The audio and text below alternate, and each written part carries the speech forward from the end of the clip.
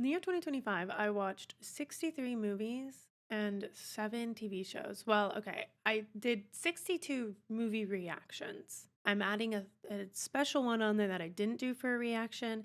And then we did do 7 TV show reactions here. So there were things that I watched outside of reactions, but I didn't do a very good job of tracking that. I do want to do a little bit of a better job tracking that this year. I want to just post like a little thought thing on Twitter after everything that I watch. So not every episode of TV show, but like after every season or after every like movie I finish, just posting it there. Something to keep a little more like track of. I've tried to use Letterbox in the past, but I just don't like I feel like I have to be funnier for that app and I sometimes I'm just not. Anywho, anyway, today I thought we could rank everything that I watched this year, everything that we shared. Maybe you'll find something that you didn't know that I reacted to. Maybe you'll see something that hasn't been edited yet and you'll type down below in the comments and be like, "I'm dying to see that. Why haven't you edited that out?" The thing with movies here is that I do a movie reaction a week over on Patreon, sometimes more. That's how I have 62, but I'm adding in a special extra movie there because we watched it in Discord and I just really loved it and I wanted to talk about it. But movie reactions, I tend to go through much more intense copyright issues with them and then they flop. Nobody watches my movie reactions. They'll sit at like 500 views, which I'm grateful for those 500 views, but I don't want to hurt the success of my channel. I don't want to not be able to pay my bills. It's like it's so I don't know. I maybe I just put out too much a week, I think is what it is. So it like just falls in the mix and whatnot. So I don't know, but because I love them and there's so many good ones and my goal this year is to get out more of my movie reactions and to catch up on my backlog. I need to go pick my favorites. But this is kind of a fun way to pick my favorites today, just a little bit, right? Because today I will be doing a tier list of all of the movies and TV shows that I watched this year with a twist. So currently this year we've been watching The Walking Dead. That's something we started this year. And so I thought we could do our tier list as if it's in a zombie apocalypse. There's a moment where a character in the show, in The Walking Dead, almost dies because he's trying to save his backpack because he's put something in there that he really wants. And so I thought, what if we were in a zombie apocalypse and we had a TV or a DVD player and power, and I had the opportunity to share a movie with my newfound family. Maybe I have a lover. Maybe I've birthed a child in said apocalypse and I need my child to watch the movie. I don't know. I don't know what the scenario is, but here's the tier list that we are working with today. I will risk it all. I will let somebody die so that I can watch this movie or TV show again. As long as no one dies. Okay. As long as no one dies, I am getting this. I'm getting this movie or TV show and I'm bringing it home. Okay. I'll make space in my backpack. I might get rid of something else, maybe a granola bar or something, so that I can fit this in and bring this back. I will only grab it if there is space in my backpack. So I will not make space. If there's space in my backpack and I can fit it in and nobody's going to die, I will do it. And then the last option is just throw it to the zombies. They can have it. It's no longer any of my business. Okay.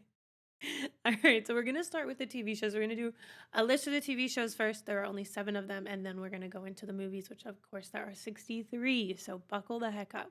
So I actually didn't know that this first one, Peaky Blinders, we watched all 6 seasons of this. At least 5 and 6 are fully in Patreon, unedited, full length. You need your own copy to watch along. But I didn't realize we started this actually in 2025. Peaky Blinders is incredibly special to me. I love the show. I became really comfortable with these characters. It's interesting. I have been trying to finish my edits of this, and I didn't really have any. I didn't really hold these characters to any real fine-tuned moral standards. I let them kind of be their bad selves and find appreciation for them within the world that they've built for themselves and the bad things that they've done. And that's kind of interesting because I feel like normally I do expect characters to be better, but I do think that this is a good example of something where I'll meet the show where it's at. And because it's so special to me, like this is my comfort show. This is my sick day show. If I hear these voices on in the background, I'm safe. I'm safe. I want to be here. Please, please don't take, please don't take them away from me. So I'm going to keep the risk it all as a very, very, very hard to hit portion.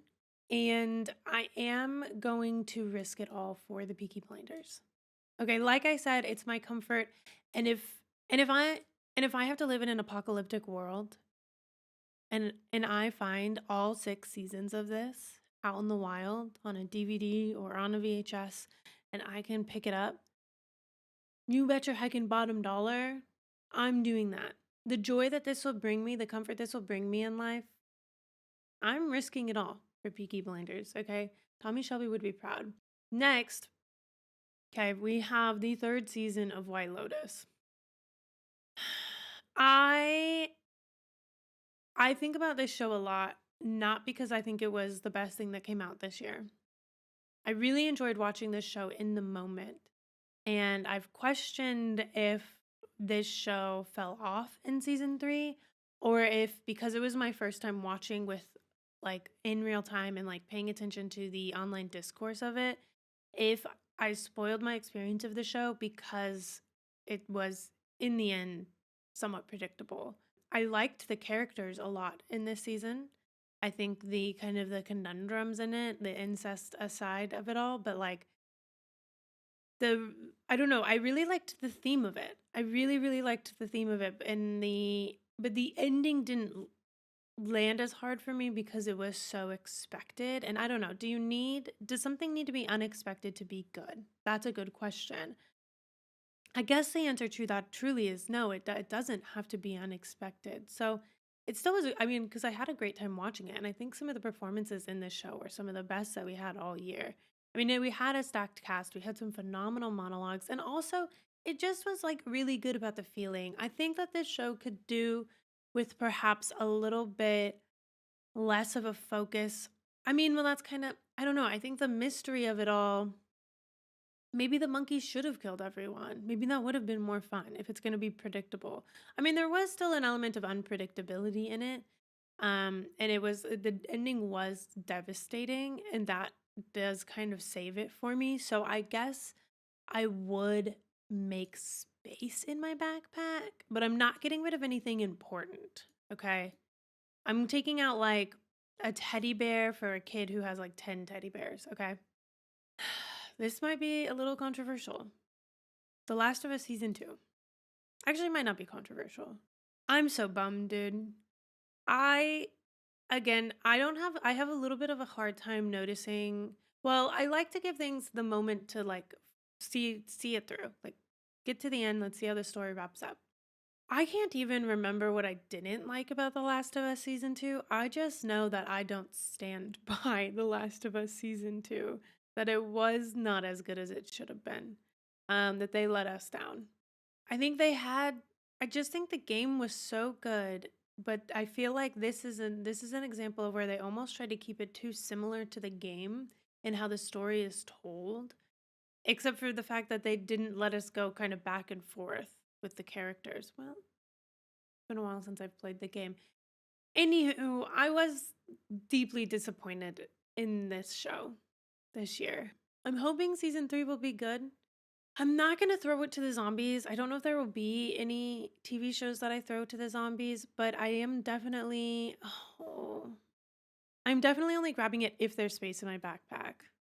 But I'm not going to disrespect it so much as to throw it to the zombies because it did have some really good moments and it did make me feel things, and that's good enough for now, right? Okay.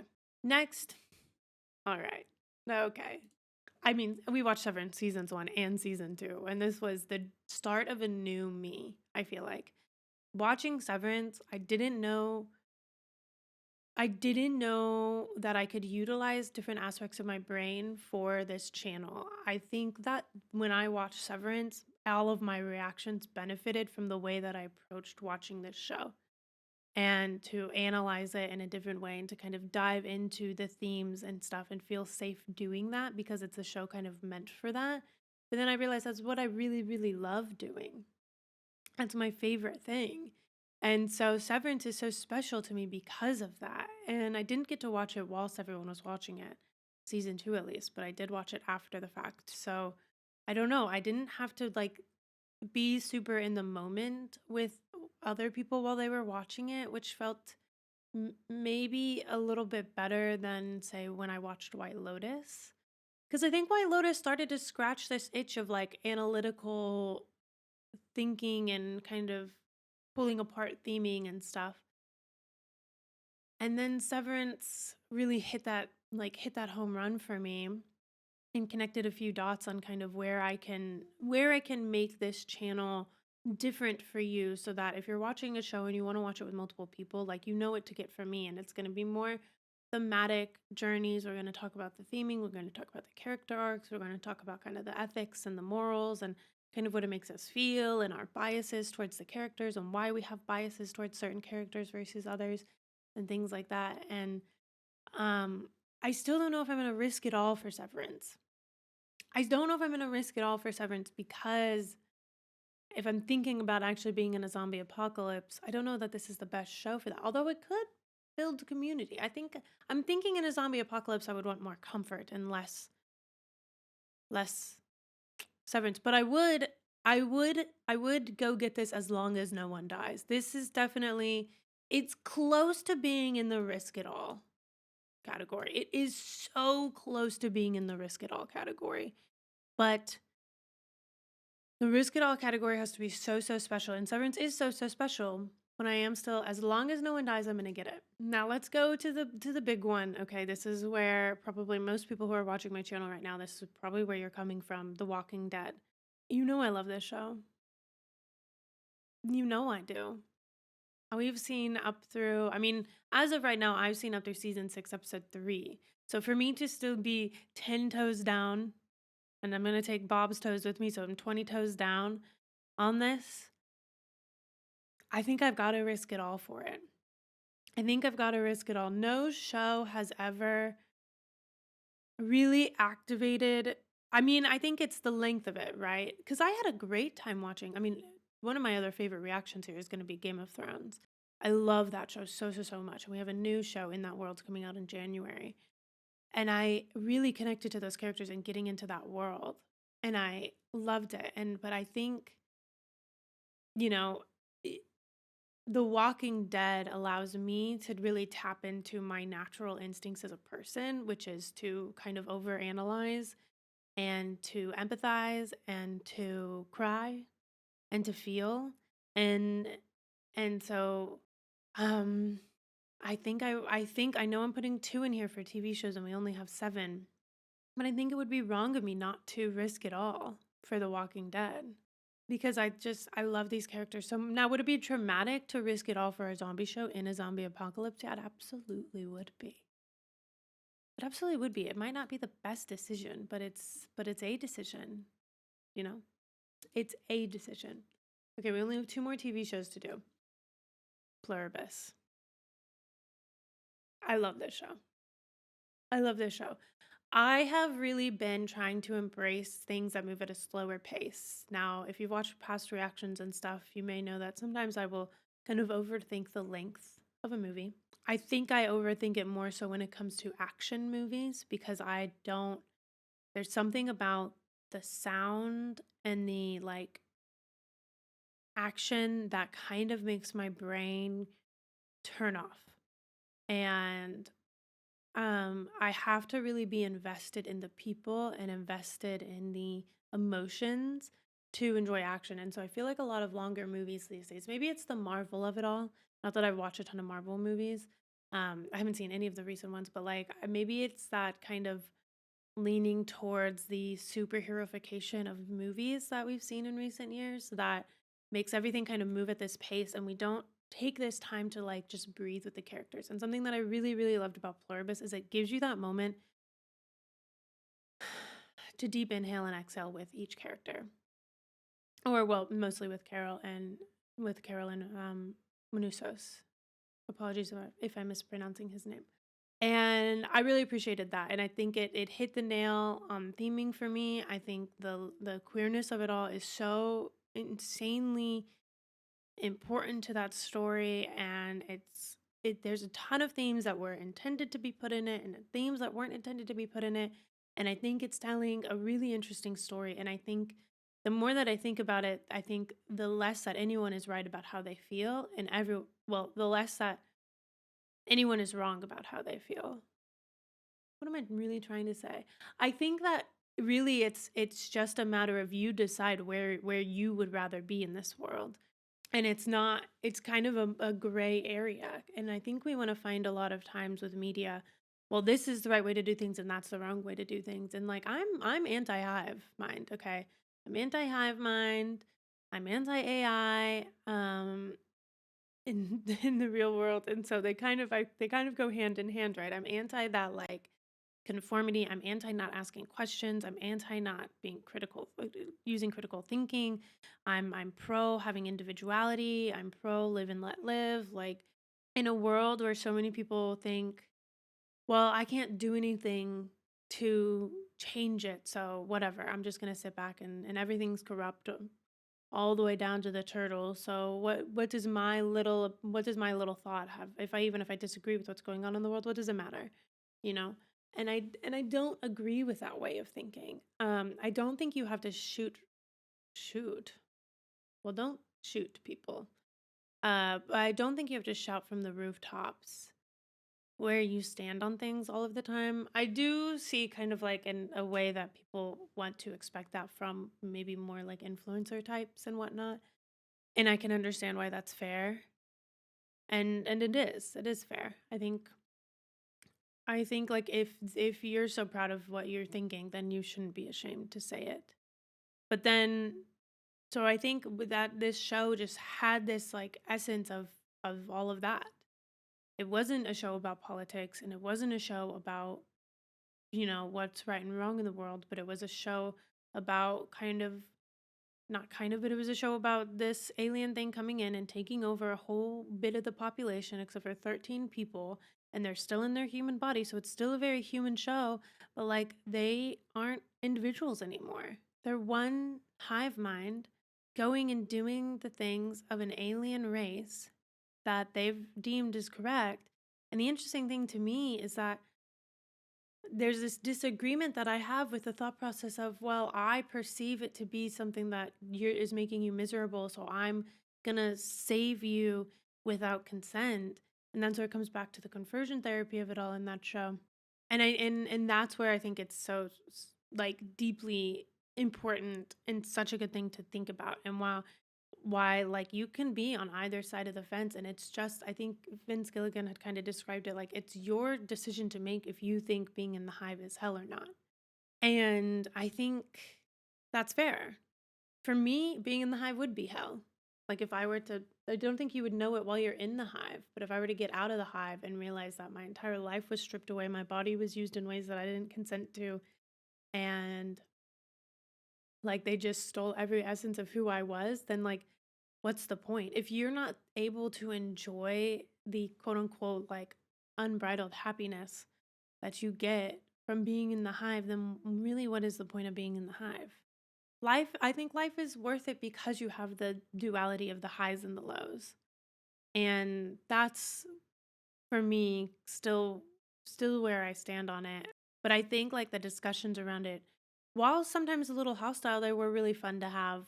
And I would get this. I'm gonna put this right next to Severance. As long as no one dies. Right? As long as no one dies. It's interesting because these thinking shows, which I would say like are some of my best reactions in terms of the conversations we have. I think but then The Walking Dead I think is probably my best emotional, like that show gets me wrapped up in the emotions.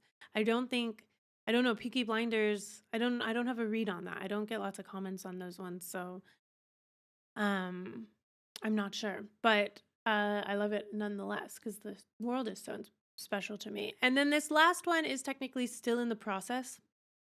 We've only seen 3 episodes of it. So it's still it's probably, we haven't gotten to see it through, but so far I'm liking it. I'm feeling kind of grateful that there's a show where I know that it's going to handle darkness in a kind of lighthearted way. And maybe it's because I'm watching The Walking Dead right now, or maybe it's because, I've spent a good portion of the year watching shows like Severance and Pluribus and White Lotus, where I was like really forcing myself to think about things, really analyze things. In Fallout, I can just kind of enjoy.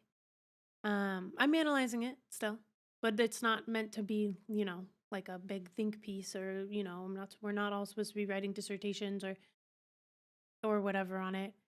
And we haven't seen the finale of it, but I like the characters. I like that I don't have to really worry about being insanely traumatized when I watch it, and I can I don't have to worry about if it's going to ruin my day or not, at least not yet. And I think there's a charm to it. So, and I think it's shot beautifully. It is. And again, it makes me want to try to play another Fallout game. So, maybe, I don't know, maybe with mods so that I don't die as much, because the world is so harsh in those games. So that's Fallout Season 2. Where am I going to put Fallout Season 2? Am I making space? I mean, it's not going to be the top 2. I'm not going to risk it all for it. I'm not going to put anyone in danger, even if we can assure that no one's going to die for it. Cuz I think when I think of the as long as no one dies section, I do think like it comes really fucking close to risk it. And I don't think Fallout is worth risking that. And again, this is not for anyone to be taking anything. Please don't take anything personally. There's probably not many things on this list this year that I despise. There's one movie that I know for sure will go and throw it to the zombies.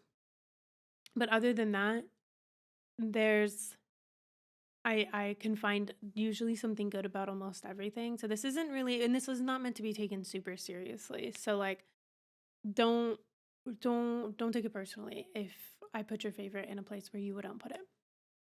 Just a little caveat. I think if I'm making space in my backpack for White Lotus, I'm making space in my backpack for Fallout. Because ain't no way I'm putting this next to fucking The Last of Us Season 2. Mm-mm. Mm-mm.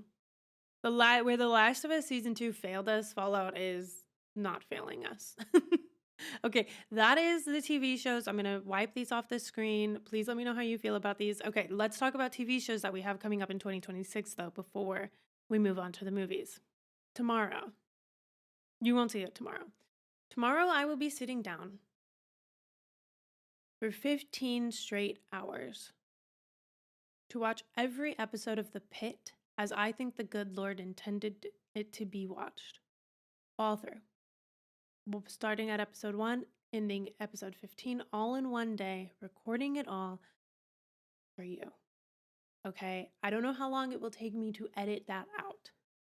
That will be a little bit of a journey, so please bear with me. Patreon, I think you should be getting it this week. I'm hoping to release it on Patreon each episode by the 8th, which is when season 2 releases. While I think it would be good from like a strategic standpoint, of course, to get it out before season 2 airs, I'm not going to watch season 2 live. If watching it this way is as fun and as immersive as I think it's going to be, then I think I'm going to wait for season 2 to complete and do the same thing with season 2. The reason why I'm doing this is because of some of the feedback that I've gotten on it. I really want to watch the show. I think it could make for a good reaction. I also think I don't have any medical degrees. And I've heard that a lot of the people watching it are doctors. So I think, what are my skills when it comes to the reaction space? Emotions, feeling like heightened emotions, and analyzing character arcs. What if I immerse myself in the hour to hour of it with the characters? Then I'm living in it with them. That's what I think. It's going to be a long day, but I'm going to have lots of coffee. I'm going to take breaks for like coffee and snacks and stuff. So it won't be like, I won't be sitting in this chair rotting the entire day. Like, I will take breaks, but I am going to record it all in one day, try to immerse myself in the intensity of it as much as possible. And I think that will be very interesting. So you should keep a lookout for that coming this week. I'm hoping to get post all of the full length, unedited, you need your own copy to sync up and watch along by the 8th, if not before the 8th. And then I'll start editing them out. I probably won't do one big video of all 15 because that seems overwhelming for my brain to comprehend the length of time it would take. If I put any together, I think I'll do 2 or 3 at a time and ship it that way. I don't know though. I'll wait until I'm done and then see kind of what works best. But we will be doing The Pit. And if all goes well with the posting of The Pit season 1, and that is received well, and then I will do season 2. Well, I might do season 2 regardless, just maybe if the sitting down and doing them all in one day isn't the best way to go about it, then I won't. And if you're sitting there thinking that's insane, it's not, well, then I'll find out tomorrow. Check in with me on Sunday. Except for if you're a Walking Dead fan, then you know what's coming on Sunday. I also know what's coming on Sunday because I've already recorded that reaction and I'm not excited to edit that. So there's that. Gonna try to edit that today at some point. And so we have that on Sunday. So that is one of the things that I know is coming. Now, A Night of the Seven Kingdoms will be a real-time reaction series that will start this month. That is the new show in the world of Westeros, which is the Game of Thrones world. So that will be coming this month as well. It'll be starting. It will start right before I think Fallout ends. Okay. And then on my personal list of things that I would love to watch, and I don't really have a full understanding of what I'll want to watch that comes out as it comes. We will continue The Walking Dead. At some point, I think we will start Fear and The Walking Dead. But there are 2 shows that I want to get out before that happens, and those shows are Dark and True Detective season 1. I've watched the most recent season of True Detective. I enjoyed it, but I know that it wasn't the favorite amongst the fans, and I hear that this first season is one of the best. So we will be doing True Detective season 1. Oh, hello. That is Julep. There will definitely be other things that we watch as they come up. Something that is on my radar is Silo. I think a new season comes out this year. That is a show that I've been wanting to watch for a while. Interview with a Vampire, I've gotten a lot of requests for. And Buffy the Vampire Slayer is a personal project I would like to work on. And also I just did a poll where I asked you guys what you wanted to see this year, and there were some things that I put in where it was like I had like things that you could check mark, and then there were sections where you could put in what you wanted to see from me. And I didn't put Buffy the Vampire Slayer anywhere on there, but it was requested multiple times actually, which is so fun because I have wanted to see that. So that's just a little kind of look at what will be coming for TV show reactions. Of course, there's tons of stuff like this. I have like an entire list of things. And this isn't even the full list of TV shows that you guys have asked for from me. So obviously I can't get to every single TV show imaginable. The goal will still to be have something staple. It'll be an old show, it'll be a long show, it'll be a staple. Right now our staple is The Walking Dead. We won't be done with The Walking Dead for a minute yet. So we're not really thinking too far out, but there will always be things like little one-offs that are switched in each week as we need. Either there will be new shows that are like posting weekly and that I wanna get out for whatever reason, or it'll be something that we're gonna another throwback like Dark or True Detective season 1 that I've had requested and that I personally want to get out. So that is kind of what you can expect the most of. I would love to get out more movies this year, edited wise for you guys, but again, they just kind of flop. And I think it's because I do too many TV show reactions a week. So I'm not going to kind of force it because the time to edit a movie is like quite extensive. And I don't know. I think I'm like shooting myself in the foot with my success and the amount of money I can make by not trying to force movies. But like, if if they're not gonna show up in the feed, it's kind of a difficult thing to justify sometimes. That's fine. I'll roll with the community that I've built because you guys mean a lot to me, and I love doing TV shows. So fine by me. Fine by me. All right, let's get into the movies. So January, I'm gonna do this in the order that I recorded them. If you're not familiar with how I kind of section the content that goes up in Patreon, of course I post every full length unedited watch along reaction of every TV show we do, And then we do at least one movie a month. Now, that movie a month, I like to do it in a theme. That way you can decide if you want to join for the month. So instead of it just being like, oh, I want to join for one movie, you can join for all of the movies. And all of these movies are also purchasable to watch the full length reaction. Again, you do need your own copy to sync up and watch along. I know that that is not everybody's cup of tea, but I say this to you so that one, you don't go there and you spend money that you didn't mean to spend if it's not going to show you all the copyrighted stuff. But I want to be here doing this for a long time. I want to be creating content and talking about movies and TV shows with you guys for a long time. And the only way I can guarantee that is to not do anything illegal, you know? So I don't test the limits because to me it's not worth it. Here is what we have. The first month we did a DC month because in 2024 I watched the Batman movies and loved them. Loved them so much that I've now seen almost all of the costumes. I've seen the Batmobile, I've seen the Batbike, I've seen them all in person. I've seen every single mask in person, including Ben Affleck's. I've seen a couple of the costumes in person. I saw most of it at this thing called Batman Unmasked, which happened in London in 2024.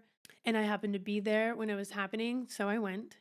And so January last year we did DC month. And I haven't edited all of these. I think I've only gotten out one of these edited. And I would like to get out at least, well, let me just tell you what we did. Okay. The first one we did was Superman the movie, right? From 1978.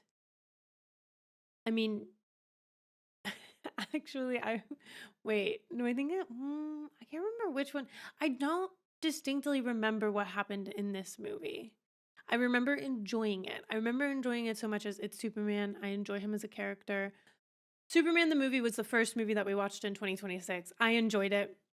I liked it. I don't think about it a lot, but I still would like to share this one with you. This one has not been edited out for you guys yet. That full length is over there.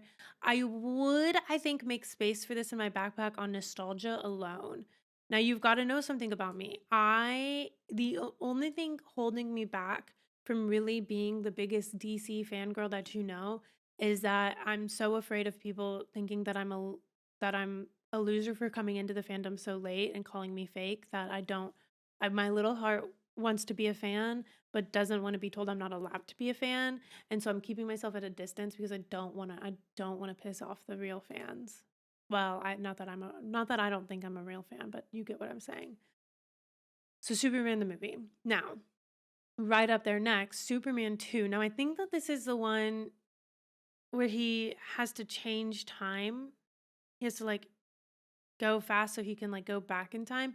If that's the case, unless that's the first one, then I think I might move. I don't know because I liked them both, but like I would. If I'm thinking of what happens in this one correctly, is it? Let me Google. No. Okay. I'm glad I looked. It was the other way around. It was the other way around. So we're gonna put Superman 2 in if there's space in my backpack. I know I liked the emotional aspect of one of them more, so I guess it was the first one. Okay, now my personal favorite of the Superman movies I watched in January was Man of Steel. This one I have tried to edit this one out a few times. I haven't ever started the edit for you guys, but I've added it to my list like multiple times where I'm like, okay, this week if I have time, I want to edit Man of Steel. And then the new Superman movie came out and I've been editing that one and I've gotten copyright checked on that one so many times that I had sound issues with that one, which is frustrating. So I haven't gotten that one out for you guys. I think probably one more edit and it'll come out. So maybe at the end of this month I can get it out. But Man of Steel, in terms of the Superman movies that I watched in January of 2025, this one was my favorite. And I just liked the production quality of it. I liked the emotions that it made me feel. Man of Steel, As Long as No One Dies. I liked the seriousness of it. I liked I don't know, it felt like more was at stake. And I think sometimes I would like to kind of get out of this mental process, but I do have this struggle where if I'm not emotionally devastated, I associate that with not being as good of a movie, which is not true. And that's not really the true thought process. It's a lot more nuanced, but like, I don't know. I think I value movies for bringing me on an emotional journey so much that sometimes when the emotional journey isn't devastation or like sadness or fear or something, I lose sight of the impact that joy and happiness and whimsy can also have on a movie experience. Although I don't know, there are definitely some more joyous movies that resonate with me. So I don't know. I don't know what it is. But Man of Steel, as long as no one dies, I would get it. Now, the 1989 Batman. It's so good. It is so good. This is gonna go right up there with As Long as No One Dies. But I'm a little bit afraid that I'm overstacking things. But I'm just gonna roll with it, okay? Michael Keaton's phenomenal as Batman. He really is. The dark, gritty world that it was a Tim Burton created. Did he do both Batman and Batman Returns? I'm not entirely sure, but it's so much darker. It's like it's so unforgiving in a way that was exciting. I'd not seen kind of this darker essence in these worlds. There's always like light and love and, not killing, which I think, eh, oh, did they kill? I don't know. I liked it though. I did. I was engrossed in it. So I will, as long as no one dies, to the 1989 Batman. But then that puts me in a difficult spot because Batman Returns. Batman Returns is so good. Also so good. And I don't think that I can do Catwoman dirty and not put her in As Long as No One Dies. I think that we have to I think that you guys need to bully me to get Batman Returns out because I believe I've edited Batman out for you guys this year. But I don't think I've gotten Batman Returns out for you yet. And I liked all the DC movies. Again, DC is I'm a DC fangirl and I want to be a bigger fangirl. Like I look at DC merch, specifically Batman and Superman, probably weekly. Um, because I want to rep it like often. Okay, that's how we started off 2025 was with the month of DC. Then we went into a month of romance, and this was so fun. We're going to do this again this year. Okay, we're going to do another month of romance, but we hit some classics. Okay, we started with Notting Hill, and I don't think I edited this one out, but I would like to perhaps circle back and edit this one out for you guys this year because this one was so fun. I actually got to watch this while I was in London for a couple of months while I was out there, and then I went to visit Notting Hill. I will say Notting Hill nowadays is a touristy place and it was not as fun to be there. It was still fun, but like the bookshop is literally just like a fucking scammy ass gift shop. And it's so sad that they let that happen and that place is not something cooler. But Notting Hill itself is beautiful. And this movie was just I mean, Julia Roberts, I love her. I grew up on her. And this movie was just so you could feel the classic bones of it. And I wish we had more classic romance. I wish we had new classic romances. They just don't do romances like they used to, you know? Um they just don't. Even like I think they fumbled so hard this year because I watched The Materialist. That's not on this list. I didn't do a reaction to it, but I did watch The Materialist. And those two, Pedro Pascal and Dakota Johnson, and it just didn't hit. It was fun, but it was maybe still not as sloppy as most rom-coms are these days, but like it definitely didn't satisfy me, you know? It was at the beginning I thought it was really good and then there was just something about the I won't spoil it. There's just something about what happened near the end that it just was not it just kind of ruined the movie. Not ruined the movie, but it was like, oh, it made it a little more shallow, I think. So, Notting Hill, though, a classic. I mean, oh, as long as no one dies, okay? As long as no one dies, we can have Notting Hill. Pride and Prejudice. Oh, this says this is okay. Well, obviously the movie. I didn't know. I didn't realize I grabbed the photo for the novel. Okay. My bad. I really liked Pride and Prejudice. I I feel bad about this reaction. Well, I don't feel bad, but like I it had been so long since I'd watched anything, any sort. It'd been a long time since I'd watched a romance, but specifically a romance in a certain type of time period where the dating and the rules of the world are so different. And I was like, ooh, that did kind of influence what I thought about what was going on in that movie. Um, and I watched this one first. The next movie will be Sense and Sensibility, which I think there's a new one coming out of this year, which I don't know. I'm not so sure we need that. But Pride and Prejudice, I did really like it. The Hand, need I say more? I'll make space in my backpack for it. I will. Okay. Next, we have Sense and Sensibility. Actually, now that I'm thinking about it, I can't remember in the moment. I feel like I might have liked Sense and Sensibility more than I liked Pride and Prejudice. It's so long ago. February was so long ago. I want to do better about like not having such a fickle brain when it comes to memory, but I think I might actually switch. No, I'll make space in my backpack for either of these because yeah, they're both classics. Okay. This is where it gets tricky because Ghost. I I might I might risk it all.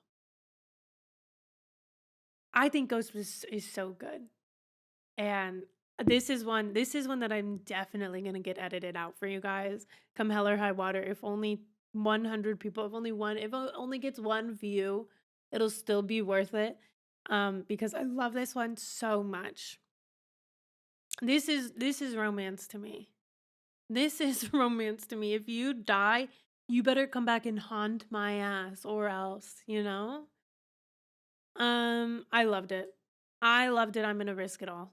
I'm gonna risk it all. Also, I think so far of all of these, only one of these has been edited out, and that's Batman. Do feel free to bully me. Okay. Then the next month we did crime because we were watching Peaky Blinders at the time, right? So we did a crime like gang movies. And the first one we watched was The Wolf of Wall Street. I get the enjoyment of this movie. I enjoyed it while watching it. I personally kind of despise Leonardo DiCaprio. Something about him. Maybe it's his predatory nature. I don't really need to see him on my screen yet. There were some good moments in it, okay? There were some good moments in it. I enjoyed it while I was watching it, but I don't ever need to watch it again. I will throw that to the zombies. I actually didn't know I was going to do that. I know for sure there is one movie that I'm throwing to the zombies and I think you all will agree with me. But I would not I'm not even going to look left or right on it. But if somebody tried to bring this back, I'd rather not throw it to the zombies. Okay. Okay. Now let's get into the better movies we watched that month. Goodfellas, a classic. You've got Robert De Niro, Joe Pesci, Ray Liotta. I mean, I don't think I'm going to let anyone risk their life for this, even if they don't die, but I would make space in my backpack for Goodfellas, okay? I would make space in my backpack for it. The Departed. Here's a gripe that I have with movies in general. I didn't know for a solid 30 minutes of this movie that we were following two different actors. I know this is an older movie, but like, please stop. Please make them different. Please don't get two mediocre white men with the same haircut and a similar thick ass face and put them on my screen and expect me to know who they are. I don't care if it's Leonardo DiCaprio. I don't give a hoot. If I should know who that is, I don't. Don't do that to me. It changed. Like I felt so crazy the first part of this movie, but I do appreciate how they ended this movie. Actually, I'm gonna say a spoiler real quick. Okay, I'll put my hand down when I'm done saying the spoiler. Um, Go. I do appreciate I think the studio said that they wanted them to keep somebody alive so they could have a sequel, and they didn't do that, and I appreciate that. Okay, come back, come back, come back, come back, come back. It's just a few seconds. Yeah, so I do appreciate it. I think I really enjoyed this one. The twists of it all, like I felt like I don't know. I feel like it hit that morally gray area on a lot of sides of it, and I didn't know which way was up and which way was down. And not just because I thought Leonardo DiCaprio and DiCaprio. I mean, but am I wrong? Not in terms of necessarily his acting skills, but like his vibe is just off. Leonardo DiCaprio and Matt Damon, not just because I didn't know they weren't the same guy for the first little bit, but I did appreciate it. Now I know I just said I put Wolf of Wall Street in Throw to the Zombies, and I think part of that was because of Leonardo DiCaprio. But I think also I that's just not my type of movie. I do like I like the more gangy. I don't really like um rich man fucks over little guy to become richer in a legal way story. I kind of like the or family type of gang story, crime stories. So I would still make space in my backpack for The Departed. And then the last movie we watched in March was The Irishman.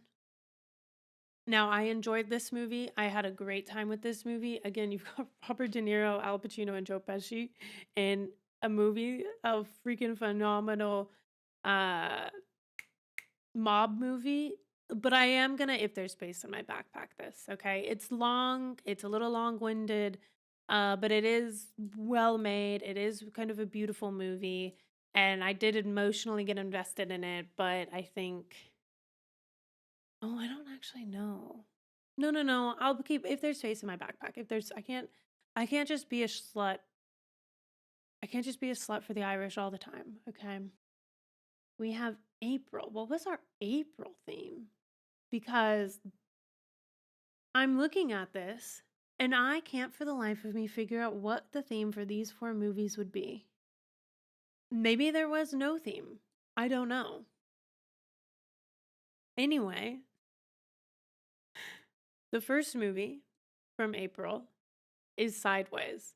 Now this is a movie. I've reflected that I kind of have an issue holding movies that are funnier in my like that I have an issue with like them lasting in my heart, but this is not one of those. This was a funny movie. It did have some emotional elements to it. The impact that it had on the Merlot business is wild. And I don't know. I feel like the journey of it was so fun and goofy, but also thought provoking and kind of made me reflect. And I would make space in my backpack for this. Okay. I would make space in my backpack for this. Because the next movie that we watched in March, or no, April, was The Substance. And I would risk it all for this movie. This movie made me I think this movie changed me on a fundamental level. I do think there was a before Substance Lips and an after Substance Lips. I think that the themes that this takes on, especially for being a woman, the way that we are told to feel about our bodies, the way that we do feel about our bodies, the way that the world makes us feel about our bodies, and the mental tolls that that takes, and the way that it was portrayed in the body horror genre, it was phenomenal. I think I cried so hard after I finished this because it made me feel so deeply sorry for like past versions of me. It made me want to like find a time machine and go back to like 15-year-old me and show her this movie and just instill wisdom on younger versions of myself. Um of course, that wisdom still rang true today as the version of myself that I am right now, but it made me want to like jump back in time and show little me this movie. And I don't know. So I would risk it all for this movie. I would. The next movie, such a stunning movie. this made me feel a lot of things. Um, and that is Moonlight. And I'm literally getting chills actually thinking about this movie right now. I just think this, it felt there was so much pain and heartache and longing and so fucking beautiful. Um, so beautiful. Now, it didn't touch me as much as the substance did on a personal level. Think maybe because I've never had a love like that. So I would get this as long as nobody dies, but I do still think like this is it's such a good movie. It's so beautiful. I think of that movie with the utmost respect and love in my heart. This next one, though, is a little bit of a guilty pleasure. I'm so freaking glad I got to watch this year for the first time ever, and it is Casa freaking Blanca. And this will be coming to a reaction channel near you, the Lips Reacts channel. My reaction to this will be coming out. I'm going to be getting out some romance reaction movies for February, for Valentine's. I will be trying to get Ghost and Casablanca out in this time. And I loved both of them. I mean, yes, they're both very different movies. Casablanca, I feel like was a whirlwind of a movie. It swept me off my feet. I fell in love with it. I was rooting for them in the end, and it just felt so like the tension of it felt so scary to find love and within that tension and uh betrayal and questioning each other. It's just so good. Yeah, I love this movie. I would risk it all to get Casablanca. And I hope that you will enjoy it with me when I post it this month too. This month or next month.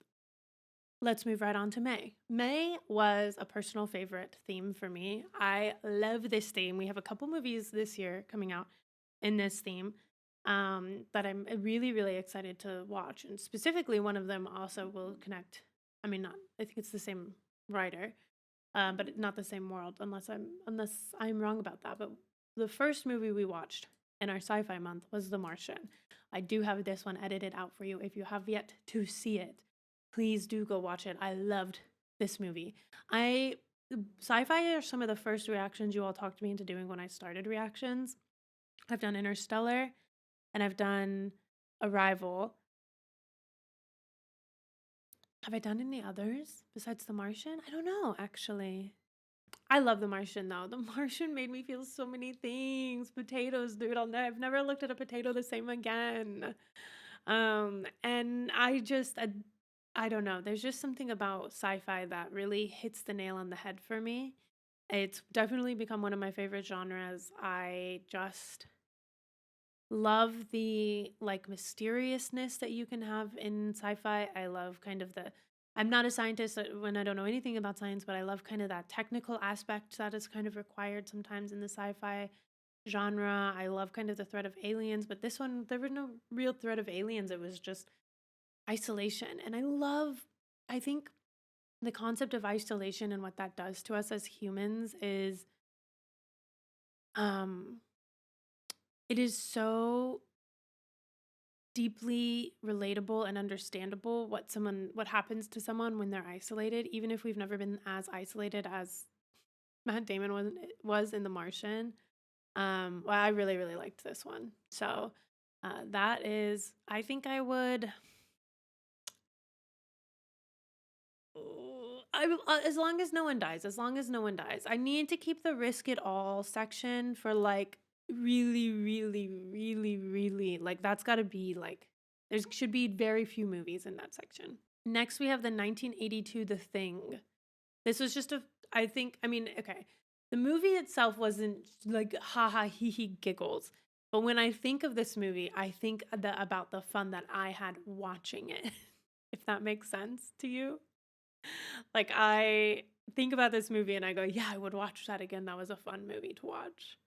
Because it made me like it heightened my senses. It had me like locked in, but also it wasn't the most terrifying thing I'd ever seen. It did hit me on that emotional element, which I think is always important for me. Um, and as far as like horror movies and stuff, it's again a great movie, Please, again, don't think that if I've rated these lower or like at unless it's the throw it to the zombies, then that one, yeah, you can assume what you want about that. But anywhere else on this, it's literally just a matter of like I need some because I almost like almost everything. That's a weird sentence. Don't think about that too much. I can find appreciation for almost everything in life. Okay. Even though I don't like The Wolf of Wall Street, even though I don't think that's a movie for me, I can appreciate that the cinematography in is great. Margot Robbie in that. I almost would put that in if there's space in my backpack for Margot Robbie alone. Okay. So I have no ill will. I still think my journey of watching each movie was phenomenal. But the thing specifically, like I wouldn't pick this up amongst the other movies. But I would, if there's space in my backpack, I definitely would put it in. Yeah, absolutely. Next, we have 2001: A Space Odyssey. Um, I think I need to watch this one again. This is a weird movie. I liked it. I say that a lot. I feel like I always have to reiterate that I like it because I don't ever want you guys to leave this and interpret that I hated anything when I never said that. If you will know that I hate something because I will say I hate it. When I hate something, I live very much in a gray area. Okay, my life, my feelings, very much most things live in this gray area. A few things reach up here to the utmost joy, utmost happiness, and a few things reach down here to despise and hate. So I'm often in this gray area, and I guess I'm trying to avoid feeling like misinterpreted because I did like 2001: A Space Odyssey, but this movie's fucking weird, and I did not know it was going to be so weird. And I think about it a lot because I'm like, I think I need to watch that movie again. But it is like, I don't even think I know what happened in this movie. I think I entered an altered state of life watching this movie. We're gonna put that in if there's space in my backpack. Because if I'm living in a zombie apocalypse, I do not want to have to overthink. You know what I mean? I just want to go on a journey. But but I don't know. Maybe I would. Maybe I would. But I also know that I'm holding space because a movie that we did watch and that I didn't think I was gonna like, but I ended up loving, and maybe it's the Cillian Murphy of it all. Sunshine. I didn't know going into this. I tend to not look too much at who's in movies. I'm trying to be a little bit better about it because I don't know if you guys want me to like pay attention to that. And sometimes it helps because it helps me avoid feeling the need to Google whilst watching the movie because I've had instances where like I can recognize someone and then not knowing who they are is taking up all of my brain space and I have to have the answer so I Google it.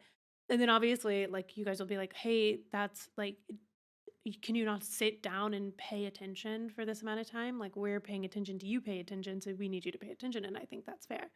So I try to look a little bit, but I didn't look for this, so I had no idea Gillian Murphy was in it. And obviously, Killian Murphy has a soft spot in my heart because he is in Peaky Blinders, and Peaky Blinders is my favorite TV show, comfort TV show. So, but the emotional aspect of this movie and the kind of like heroism that it requires to try to like save the world and the dilemmas that that brings up and the like the desire to live and what people will do selfishly like on the evil side of things to live is such an I always think there's a lot of work for that and it never gets boring to me exploring that in movies. So Sunshine, I think I would get this as long as no one dies. Yeah. Yep. Yes. And then we have Apollo 13. Undeniably a classic sci-fi film, a great retelling of a true story, right? A true story. And intense. Intense. It like it again it kind of broaches into that concept of like what will you do to survive and how do you make surviving work in the lowest of odds. Now, in terms of like emotional connection to the movie, I didn't feel necessarily emotionally connected to any of the characters.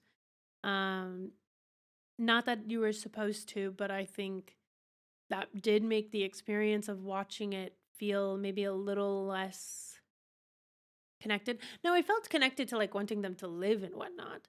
But I feel like I wasn't in their hearts or their minds. You know, I felt more like it definitely felt like I was watching a movie versus feeling a movie. And that to me is a difference. So it's a great movie, but I'm only doing it if there's space in my backpack. I know it's so good. I know it's so good, but like if there's space in my backpack, because I'd rather feel than perceive, I guess. I don't want to be a fly on the wall. June we did fantasy, and this is a really fun one. There is an outlier in here. I did throw in an extra movie reaction this month because for a new movie. So let's get this. Let's do the movie that's not the fantasy movie first, and let's talk about Sinners. This movie is just so deliciously good.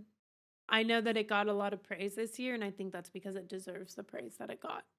The music in it, the emotions in it, the telling of a certain period of time in America in it, using the having the main vampire be freaking Irish was like such a pointed choice. And I think Sinners 2 is going to be amazing. I just think that this was knocked out of the park in so many ways. And I think about this movie a lot.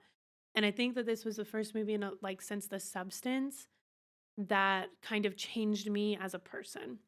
I don't think it changed me as a person quite to the level of The Substance because I'm not a vampire, but it did it did make me view the world in a different way. And it made me kind of I don't know, it made me see colors differently. I don't know if that makes any sense, but it just made me feel alive in a really deep and meaningful way. So I would risk it all for this movie. I would. Now let's go into the fantasy movies we watched. Okay. The first one being Pan's Labyrinth. I have since watched this movie again because I think the themes of it were so nuanced and complex and beautiful. I really loved this movie. I feel like it slapped me over the head at the end and I didn't even know why. I've I think I basically created the theme for this month because I wanted to watch Pan's Labyrinth so badly. And I have no regrets about that because it lived up to every expectation I had and is still something that I think about a lot. It's a movie that I think continues to grow on me and continues to the depth and the nuance of it and the storytelling in it continue to have meaningful, lasting like memories in my life and call me to be kind of a better me. And so, yeah, I think I would risk it all for Pan's Labyrinth. I would. I would. Maybe that kind of goes against the message of Pan's Labyrinth. Hey, Guillermo del Toro, don't come for me, okay? I love you. I love you so much. The Neverending Story was the next one that we watched. This one was just good fun. I mean, obviously, the story of it is not necessarily wholly, fully joyous, but the characters in it are so fun. It, I have such a deep appreciation for this genre, and I'm so sad that my family was never into these kinds of movies. I never was introduced to any of these darker fantasy kids movies, and I think they're all so really great. And I wish I could have been a kid who had these mess- mess- messages when I was little, because I just think these are the kinds of movies that kids see, and they don't really know that they're making them a better person, but they're making them a better person. You know what I mean? Um, so I think I would, as long as no one dies, I will risk it to get this movie. Okay. The next one is Labyrinth. Now, okay, this might be controversial, but I do think I'm going to put this in the if there's space in my backpack. This was a weird, appreciate what this movie did. I appreciate the messages that it had. But when I think about it, I still think a little bit like this felt a little too weird. Maybe not too weird. That feels rude to say. It just feels like the weirdness didn't enchant me. It kind of scared me. And for whatever reason I think about this and I think it was a fun watch, but I'm afraid to go back and watch my reaction to it. I don't know why.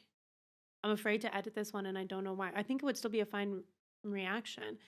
Because I've had this feeling before about things, and then I edit it, and I go, oh, I don't know what I was worried about at all. I'm overthinking it. I think perhaps it's one because I feel like people love it so much, and sometimes I just don't know if my first watch of things ever does a beloved movie the satisfaction that it deserves. But Labyrinth, I still, given how I feel about it in this moment, I'm only doing if there's space in my backpack. Great movie, don't get me wrong, but perhaps it hasn't landed for me yet. Perhaps I need to watch it again. Something that did land for me though, and we are gonna risk it all for this because this movie changed me as a person. This movie changed who I was. There was before Bridget Terabithia and there was after Bridget Terabithia, and that's pretty much what the risk it all section is. I am so mad that I didn't have this movie as a kid. Like, I don't know. I'm glad I have it as an adult, but like this movie touched my heart in spaces that I didn't know my heart could be touched. We have a lot of movies in Risk It All. We're gonna have to kill someone. I'm just kidding. Just kidding. Okay.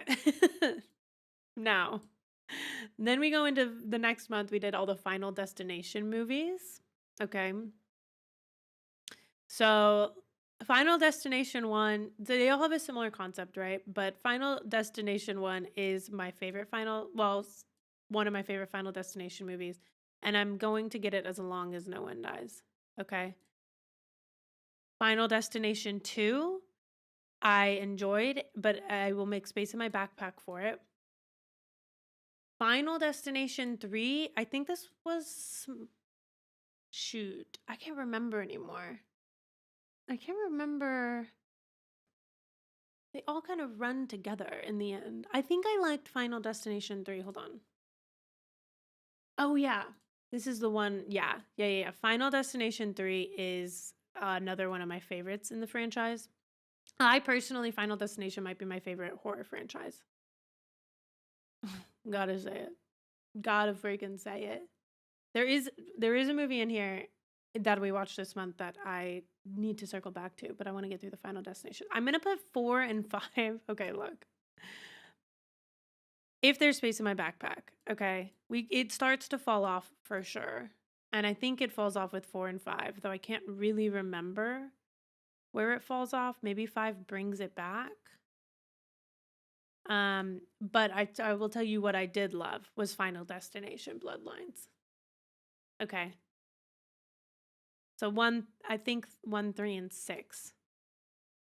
Worth my time, worth my money, would watch again. I've been wanting to do this for you guys for a while, but I want to put I don't know if I want to do individual reactions to the movies because I feel like the plot is kind of the same. Would you guys be interested if I did kind of a montage of my favorite death reactions in the movies and kind of encapsulated it with like the plot of the movie? Like we end the thing with like the twist of Bloodlines, so we can have like the storyline in it, but then like since 2 through 5 kind of have the same plot. Let me know if you'd be interested in that, because I would kind of be down to do it like that. Okay, we also watched John Wick, From the World of John Wick, Ballerina, which I still think was a great movie. I don't think it was as good as it could have been. I did still really enjoy it. I love the world of John Wick. I love Keanu Reeves. Norman Reedus was in this movie. But I think given the list that we have right now, if there's space in my backpack, I will grab it. It didn't have much lasting power, I don't think.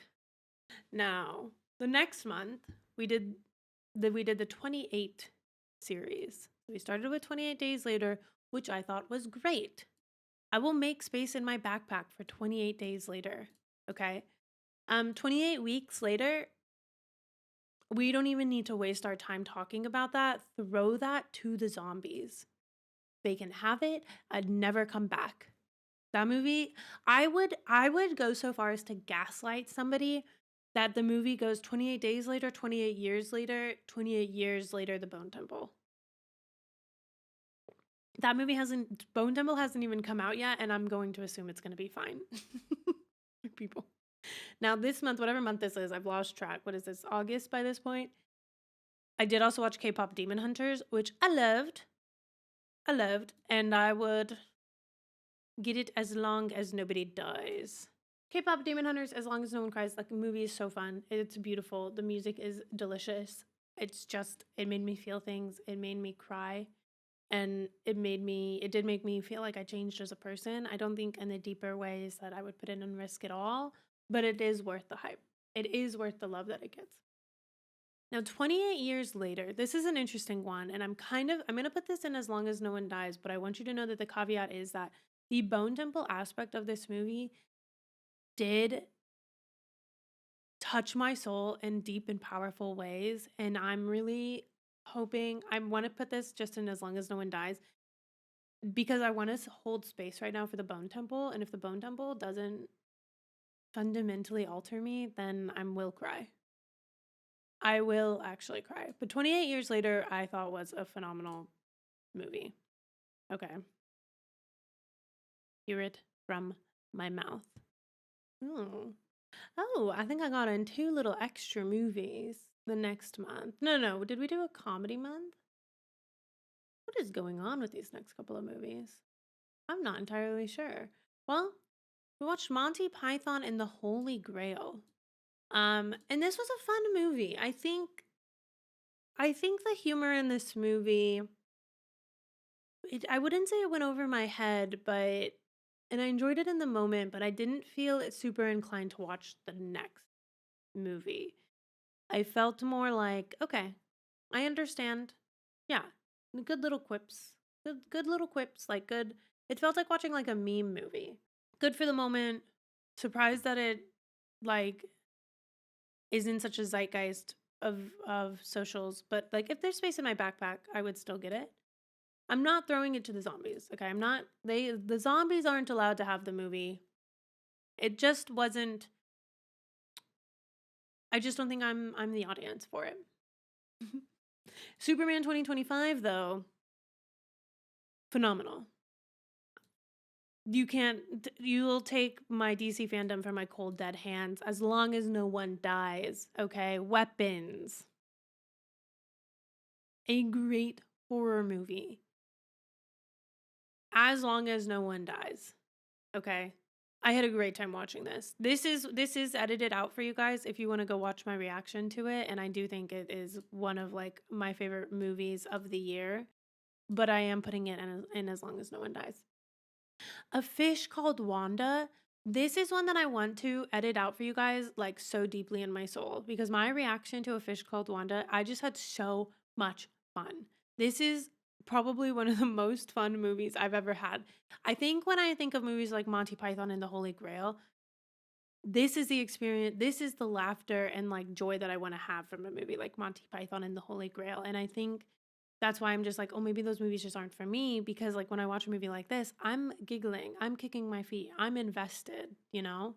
I'm there for the highs and the lows. I'm there for the cons. I'm there for the, the shady business. I just really enjoyed this one. As long as no one dies. I'm not going to risk it all for it. Okay, again, that section has to be so limited. Dawn of the Dead. Talk about a good. I'm so glad you guys convinced me to watch these movies. We watched Dawn of the Dead and we watched Day of the Dead. We watched the 1978 Dawn of the Dead and the 1985 Day of the Dead. And I have literally not a single regret. Okay. Not a single regret. I think Dawn of the Dead, if there's space in my backpack. Day of the Dead, I would make space in my backpack. I did prefer Day of the Dead over Dawn of the Dead. And I don't have those edited out, but I would like to get them edited out. Now, here is a movie. Tropic Thunder.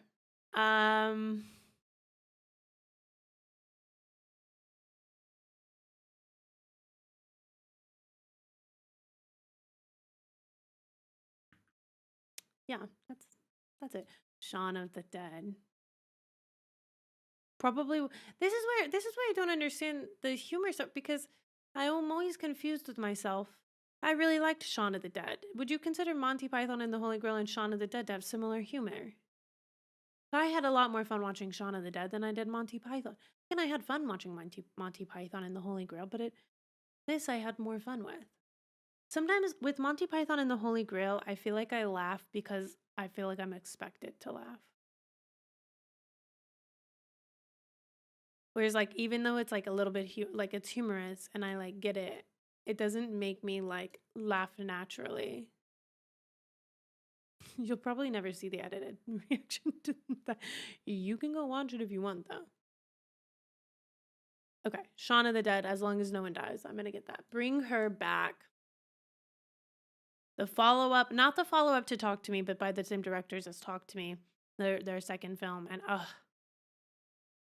I think about this movie a lot. I'm considering putting this in Risk It All.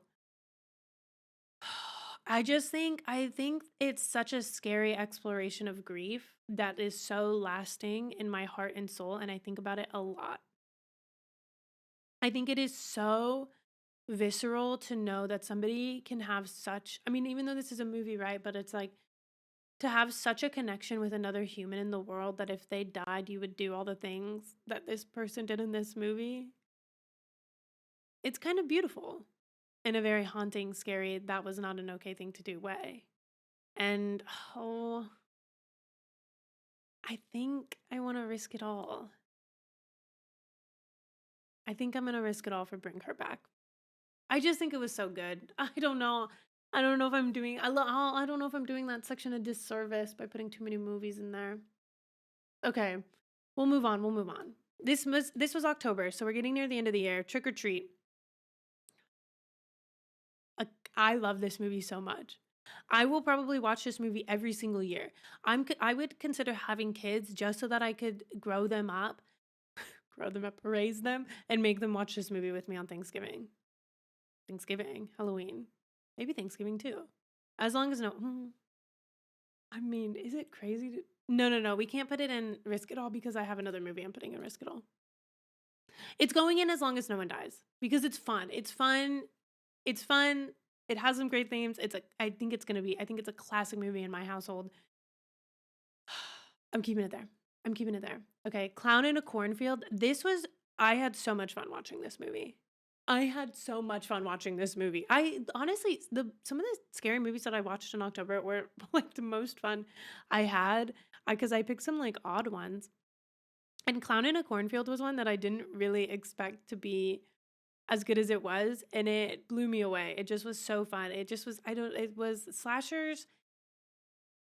Maybe I don't know, are they making a comeback? Did they never leave? I don't know. Either way, I'm all for it. It hits that nice nail on the head cuz I grew up right with like the scary movies, and I grew up with like The Ring, and I grew up with Scream and things like that, and I just feel like these kind of like campy horror movies really feel nostalgic to me and are really easy to win me over, and Clown in the Cornfield did just that. I'm not going to make anyone risk their life for it, but I will make space in my backpack for it. Okay. I feel like I've been kind of abusing the as long as no one dies category. Or maybe that's just where I live. Okay. Now the next movie, Barbarian. All right. Okay. I mean, it's going in Risk It All. It is going in Risk It All. This movie just encapsulates the deepest fears of being a woman. And it can happen to men, but like, I feel like it haunts me in so many ways. And I think about this movie a lot. And I've been trying to get this one edited out for you guys because I was traveling in October and I wasn't able to end up getting this out for Halloween. And I still want to edit this for you guys, even if it comes out like whenever, because this movie was so, I don't know, it just lasted in my heart. I still think about it every day. And the Barbarian is funny because last year, 2024, watched The Babadook, I think it was, and it wasn't until earlier this year, I kept telling people I'd seen The Barbarian and didn't understand it. And then I went to see Weapons and I was like, wow, the Weapons is so good. I can't believe those are the same people who made Barbarian, thinking of The Babadook. And then one day I was talking about scary movies. It was before when I was getting ready to figure out what movies I was going to watch for October. And I was talking to my Twitch chat. If you're not following there, go follow twitch.tv/lipsmacker. The link is down below. And um, I was talking to them and we were going through a list and I saw the photo of the Babadook and I was like, wait, that's the Barbarian. And then I went to go look up what the Barbarian was and I realized I actually had not seen the Barbarian. I'd seen the freaking Babadook. And had been telling everybody that I didn't like the Barbarian. And I remedied that and guess what? Risk it all for that movie. Risk it all. The last movie we watched that month was The Mist. This is a great movie. This is a good movie. The twist in this movie actually broke my heart and made me shatter into a million pieces. I'm not going to make anyone risk their life for it because they feel like the pain you feel in it. I wouldn't want to traumatize anyone, but I will make space in my backpack for it. You know, I'll eat that granola bar right now instead of later when I'm really starving. The next month was one of my favorite months of themes, and this is a series, a franchise that I have really endeared to. This will be movie 51, and again, there's 63, so we're almost near the end for anyone who's keeping track. Okay, and I think it was November, we did Pirates of the Caribbean, and I had so much fun. Now, the first Pirates of the Caribbean movie is good, but it is not my favorite. It is not my favorite. I would, if there's space in my backpack, the first Pirates of the Caribbean movie. Okay. Okay. Don't kill me for that. The second Pirates of the Caribbean movie, The Dead Man's Chest, as long as no one dies, as long as no one dies. I just felt more, this one made me feel more things on an emotional level. I think the first Pirates of the Caribbean movie is a good like action movie. It's fun to watch, but it feels like eating a store-bought like pre-made sandwich from the airport instead of like just making a sandwich at home that like feels fresher. You know what I mean? That might be a hot take. I don't know. But the first Pirates of the Caribbean movie, if there's space in my backpack, second Pirates of the Caribbean movie, as long as no one dies. At World's End, it's a good follow-up to the second movie, continues that story if there's space in my backpack. The fourth Pirates of the Caribbean on Strange Tides, actually I would say, put this right up there with the second one. The mermaids of it all, I want more mermaids. I want more dark mermaid fantasy. That's it. I want more dark mermaid. Follow me up with that storyline. What the fuck happened? I want to know those mermaids. I love them. I stand by them. They've done nothing wrong. And then the last one, Dead Men Tell No Tales. I also really enjoyed this one. It made me feel a lot of things. So I would probably make space in my backpack for this one. I'm not going to make anyone risk their life for it. I'm not going to put it down in the if there's space in my backpack. I actually stand by this movie. I think it's a lot better of a movie than I expected it to be. And I think about it a lot, actually. Okay, now during this month also, I did watch Frankenstein, and this movie is so deeply powerful. I'm so sorry I haven't gotten my reaction to this edited out to you. I freaking love it. Only monsters play God. I would risk it all for that movie. Cinematically, it is stunning. Emotionally, it is stunning. This will change you as a person. It will make you feel things. It will open up new places of your heart to feel deeper. And I love that about it. We're in December, so we're nearing the end. Reaction number 57, our month of classics, Rear Window. I kind of want to put this in Risk It All, but I'm going to put it in As Long as No One Dies, just because I feel like it's a phenomenal movie. I think I really learned that I love a movie that takes place in one room. A story that takes place in one room. It is so creative and fun to think about that as a challenge, and I want more recommendations like that. So Rear Window, absolutely. As long as no one dies, please can I have this movie? It's very important to me. Okay. Okay. The next movie that we watched for classics, 12 Angry Men. Also, so freaking fun. I loved this movie a lot. I actually think it was so progressive in its the way that it handled the conversations. And again, one room story. I'm really struggling to not put this in as long as no one dies. But I feel like I feel like I'm really bumping up the as long as I really watch the I feel like we ended the month on such a high note. The classic movies really classic, and I really really appreciate that we made time for this. Thank you for voting, cuz every month Patreon gets to vote on the theme. Unless I overboard and I pick the theme, cuz sometimes I do that. But you always get a vote at least of one movie. Well, I usually have one movie that I want to watch for the month, and then I let you guys pick the rest. And I was so glad we got to do classics. I know people really want The Godfather, and I'm telling you, we will watch The Godfather this year, hopefully. But I keep putting it in there for people to vote on, and then I keep putting in something else that people vote on more than The Godfather, and I think that's so funny. Um, okay, the next movie we have is Nightmare Before Christmas. I think this is such a fun movie, but it is gonna go in If There's Space in My Backpack because I know what's coming. Okay. This is all relative. This isn't, I'm not rating these in a silo, right? I'm rating these knowing what else I have in my bucket. And we watched two Christmas movies I did two reactions to Christmas movies this year. And the second one was It's a Wonderful Life. And I would risk it all for this movie. The way that this movie made me ugly cry, and I'm considering editing this out and getting it out to you in January. Would you want that? I would do it. I didn't get to edit it for December because I was so busy with pet sitting, but I would do it. I loved that movie so much. Would you watch it in January? I would do it, or else I can wait and put it in the bucket for next year. I would do it. I loved that movie. Let me know. Let me know. Okay. And then we have This Thing for another classic that we did in December. I liked it. I really enjoyed it. It is something that really hit like the nail on the head because I really enjoy like a good mob story. I think I'll make space in the back. Yeah, I'll make space in the backpack for it. You know, I will. I will. Because we only have two more movies. Okay, Gone with the Wind.